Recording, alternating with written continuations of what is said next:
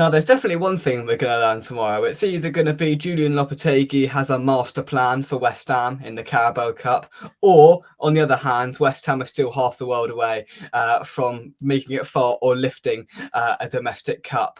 You either got the joke or you didn't. Welcome back to West Ham Official. Hope you are all well. You join me for the match preview for West Ham United versus Bournemouth, the Carabao Cup second round.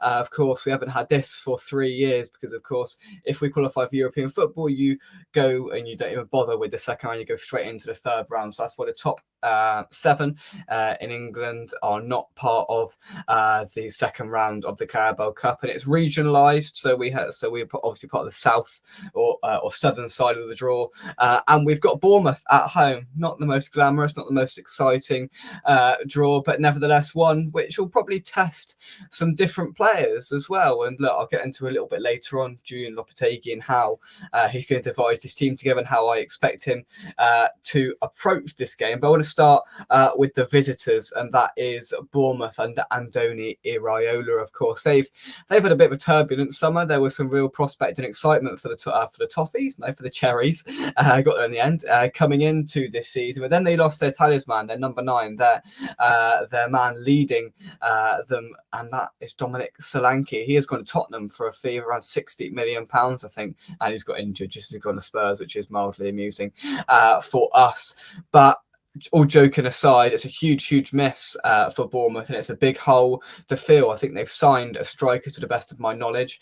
Whether he's embedded in yet, I don't know. Look, replacing Dominic Solanke immediately is near and nigh on impossible to have the impact and the fluidity that he brought to their game, and it's a huge setback. Yes, it brings in a lot of money, 60 million quid, and will probably help them in years to come, but in the short term it doesn't help them one bit, and they've lost a couple of players. They haven't brought in too many. A couple have come through the door at Dean Court, but look, I haven't watched a great deal of them this season. Obviously, we're only a couple of games in. They were on telly at the weekend against Newcastle. They were front and centre of one of the first big VAR debacles of the new Premier League season. Whether you think it's right or wrong, they were going to upset some people. Was it handball? Was it not? That's not what I'm here to discuss. But they couldn't get over the line there against Newcastle. Maybe some say they should have got over the line, but they didn't, and they just took a point away from that game. And look, how would they be viewing this game? I'm not entirely sure. They took a point in their opening game away at Nottingham Forest, a ground they usually win at, actually. But I think their fans and the team and the whole squad was just a little bit taken aback by a couple of days earlier Solanke leaving, and they had to compromise a bit. And they weren't great that day, by all accounts, on the opening day against Nottingham Forest. It was a Semenyo goal just 4 minutes from time that recovered a point for them. And of course, they got another 1-1 draw in slightly similar dramatic circumstances that prevented them getting from all 3 against Newcastle. But so far, 2 1-0 draws in their opening 2 games, one against Forest, one against Newcastle. I think they'll be slightly disappointed, and I think they must be targeting trying to break into that top 10 this season. Maybe that was the intention before the transfer window and all what's happened there. I don't mean to keep going back to that, but it's such a pivotal factor that's going to massively dictate the way and how Bournemouth play, and probably the outcome towards the back end of the season. 60 million was obviously a figure that they couldn't sort of reject, a club the size of Bournemouth, and fair play to them for that, as long as it's invested back in and they see the dividends of that deal. But yeah, so they're coming to the London Stadium. A little bit of a surprise package for West Ham, of course. I hope that the team, the backroom staff, and they all know a little bit more than I do about Bournemouth. But let's talk a little bit about our true love, and that is West Ham United, who have had a mixed start to the season so far. An opening day defeat against Aston Villa, which was changeable in terms of the game and form and how that ended, but I wasn't too disheartened. I was relatively happy, barring the result and the Souček howling miss towards the end. But big Thomas Souček, he made up for it just last weekend, didn't he? Well, we got our first points on the board, our first win, and our first win away from home, and that was against Crystal Palace. And what a win and what a performance that was. Palace sort of edged the first half half, and then as it went on, I thought we got better and better, and two clinically fantastic goals on the counter-attack. That second one, that run from Kilman, the pass and the finish from Bowen, simply sublime. And also an honourable mention to the run from Wan-Bissaka down the right-hand side as well. The scramble in the box and Souček lashing it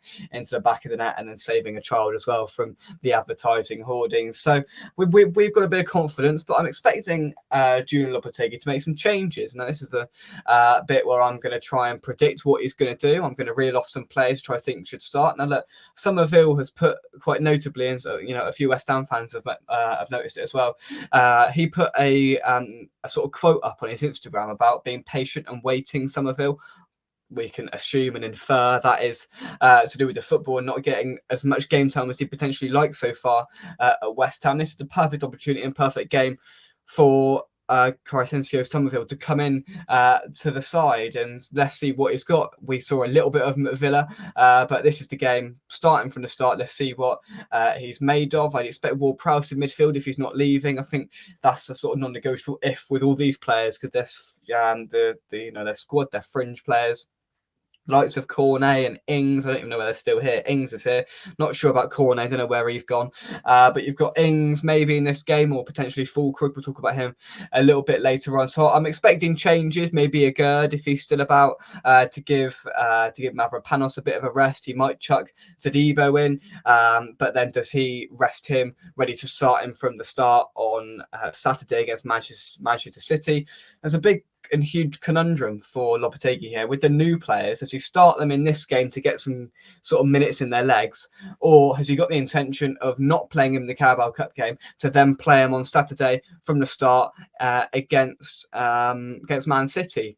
I'd say that links to Fulkrug, and that also links to Todibo, and potentially a couple of others as well. Even Somerville, you can't really factor him in there from the start with all the players that we've got currently. So yeah, it's intriguing. And once again, the lineup tomorrow will be interesting. How is he going to devise that midfield? Will Wan-Bissaka start? That's another one. Will Wan-Bissaka start, or will he be rested with the intention to start on Saturday against Manchester City? There's so many questions, and unfortunately, I haven't got the answers to any of them. So yeah, as I said, it's going to be really interesting. And I'm not expecting ultimate cohesion from the start, because a lot of players probably wouldn't have played with each other, because I'm expecting a lot of players who haven't played so far to play in this game. It's the perfect opportunity, the Carabao Cup. We don't want too many players playing 3 games in the space of 7 days at the start of a new campaign. That's never something that's particularly ideal. Fabianski I'd expect to come in as the cup keeper as well, and I think we'll get a bit of a grasp of where he's going to go for the next few games, because if Soufal starts, then probably Wan-Bissaka on Saturday, but then he might start Soufal or he might start Wan-Bissaka in both games. So that you can read into the lineup tomorrow as much or as little as you like. But in terms of how we're going to play on the pitch, I'd expect us to have a little bit of a go. They are going to Bournemouth. They're not going to sit back and try and beat us 1-0 under Andoni Iraola. They're playing some really nice and attractive football. So they're going to have a go. Will that be good for us? Potentially, probably. We favoured the likes of Crystal Palace, who came out at us a little bit more, and then we were able to capitalise really, really well on the counter-attack on the weekend at Selhurst Park. So maybe a similar situation So that could be on the cards. And yeah, I just hope that some squads, some fringe players, some players who haven't had any minutes so far, get some minutes in their legs. Obviously, we want to win. And if we're struggling, the firepower should be on the bench. Bowen, Kudus, Paqueta, if they don't start. That is maybe one of them. Just start out of that. Bowen, Kudus, Paqueta, potentially. One of them. Bowen, club captain, on the right. Somerville on the other side. You might change it completely. I'm not entirely sure. But yeah, maybe one or two of the three big boys, I should think, will get a start.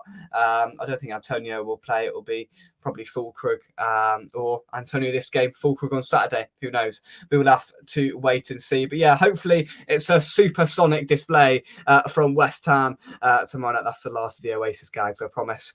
And I hope West Ham can get through to the next round when the big boys enter the competition and we can go a little bit further than we did. We went to the quarterfinals last year and got embarrassed by Liverpool. So let's go one or two steps better this year in the Carabao Cup.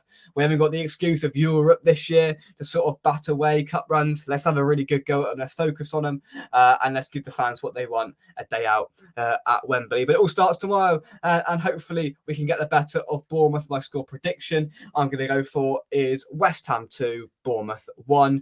Somerville to get on the score sheet, and I fancy a defender as well from a corner, maybe. That's what I'm fancying. A goal from Bournemouth to bring one back, but not quite enough for me. And I think we will be narrow victors in, quite an evenly contested game. So it's going to be exciting either way. I think it's on Sky Sports Plus tomorrow, so it's readily available if you're not going over to the London Stadium tomorrow. But that's it from me. Come on, your irons, and I will see you soon right here on West Ham Unofficial. If we lose tomorrow, don't look back in anger. Sorry, I'm going. Sorry. See you soon. Bye-bye.